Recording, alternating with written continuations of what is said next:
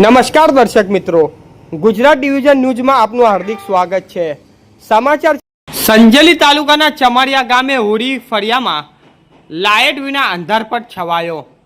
સંજેલી તાલુકાના ચમારિયા ગામે હોળી ફળિયામાં જ્યોતિ ગામ એટલે કે ઘર વપરાશ લાઇટનું ટ્રાન્સફોર્મર ડીપીમાં શોર્ટ સર્કિટ થવાથી ટ્રાન્સફોર્મર ફેલ થઈ ગયેલ છે, જેના કારણે ચમારિયા ગામના હોળી ફળિયામાં રહીશો લાઇટો વિહોણા અને આજે ટ્રાન્સફોર્મર ફેલ થઈ ગયું તેને 4 થી 5 દિવસે વીતી ગયા એમ જીવીસીએલના કર્મચારીઓ દ્વારા ટ્રાન્સફોર્મર ચેકિંગ કરી ડિટેલ તો લઈ ગયા, પરંતુ હજી સુધી નવીન ટ્રાન્સફોર્મર લગાવવામાં આવ્યું નથી, જેને લઈને સ્થાનિક રહીશો અંધારપટ્ટી ત્રાહીગામ જ્યારે જ્યોતિગ્રામ ટ્રાન્સફોર્મર ફેલ થાય તો તેને અંદાજે 2 થી 3 દિવસમાં બદલવામાં આવતું હોય છે, પરંતુ એમજીવીસીએલની ધોર બેદરકારી સામે આવી છે કે સંજેલીના ચમારિયા ગામે ટ્રાન્સફોર્મર ફેલ થઈ તેને આજે 5 થી 6 દિવસ થયા, પરંતુ આજ દિન સુધી નવીન ટ્રાન્સફોર્મર ચડાવવામાં આવ્યું નથી।